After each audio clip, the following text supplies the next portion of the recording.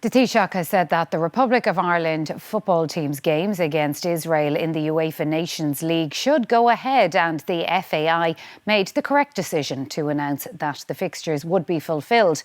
The two games between Ireland and Israel are to take place next September and October. After the draw, the details. The fixtures for Ireland's games in the Nations League were released today, with attention firmly focused on the matches against Israel, scheduled for the autumn. At an EGM last November, the FAI General Assembly called for Israel to be suspended following a breach of UEFA statutes. The FAI insisted they would fulfil the fixtures, Taoiseach Micheál Martin supporting their decision. It should go ahead, and I think the FAI has taken the correct decision to fulfil the fixture. We hope Ireland does well in the competition, and there is a rejuvenation, there's a journey ahead of that Irish team. They've been doing very well so far. There is no official boycott of Israel, just make that point from an Irish perspective. We're now focusing on peace in the Middle East. Loud TD Joanna Byrne, co-chair of Drogheda United, is disappointed with the FAI's stance. I think up until now the FAI have been very stellar in the message they've sent out among the football and communities internationally that Israel should be banned from both club and international fixtures, and I think this decision to proceed with this fixture perhaps undermines all the good work that they've done to date and their credibility on this issue. Bohemians Football Club proposed the motion that UEFA sanction Israel.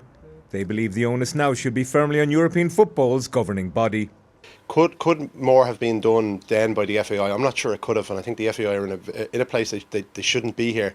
Pressure should be brought on UEFA from across the football world and even outside of the football world. Here we have an organisation that at the very top level has statutes, and the statutes are absolutely being broken.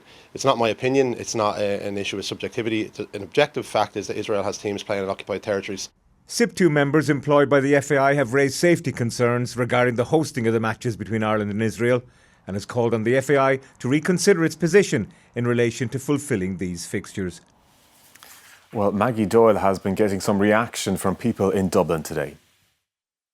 I don't think this should go ahead. Definitely not. I just don't think with the way things are with Israel, I really don't think they should. But that's just my opinion. When I saw it first, I just thought it's a game of football and it'd be good to maybe protest at the game. And then I went online and people were asking for a boycott, and I see the merits in that as well. So it'll be interesting to see what happens, yeah. I think we are obliged to play now. That doesn't mean to say that we can't have our feelings made apparent. Probably people should not go and down attendances and put a big fight in and say, no, we're not in favour of this. Protested Israel at the game, yeah, I would. What would you say, do you think? I mean, like when you say you'll be vocal in your protest, how would you do that? I wouldn't stand for their anthem, for example. I'll bring a Palestinian flag. Things like that. But no, nothing violent. No, politics shouldn't be brought into sport. That's the end of it. Should go ahead. Hard one to call. Emotionally, I'd say no, but I think realistically, yeah, it'll go ahead. Well, let's get more on this now from our soccer correspondent, Tony O'Donoghue, who joins me now. Tony, as it stands, this match is going ahead. RTE will be showing it. So what role, if any, will the public opinion, some of which we heard there, have in all of this? Yeah, it was interesting. I think one of the people in that Vox Pop said might bring a Palestinian flag. Well, if he were to do that, the flag would be removed and the FAI would get a fine from UEFA for displaying political images. So it really is a dilemma for the FAI and indeed for the Irish public at this stage, because you'd have to think this should have been shunted over to UEFA. The FAI were mandated by their General Assembly to go to UEFA and ask for Israel to be sanctioned. It's up to UEFA. They acknowledged the receipt of the FAI's decision, and then said that after the conflict broke out in Gaza, after the Hamas attacks, they insisted that no team could play in Israel. Israel had to play all their games away from home.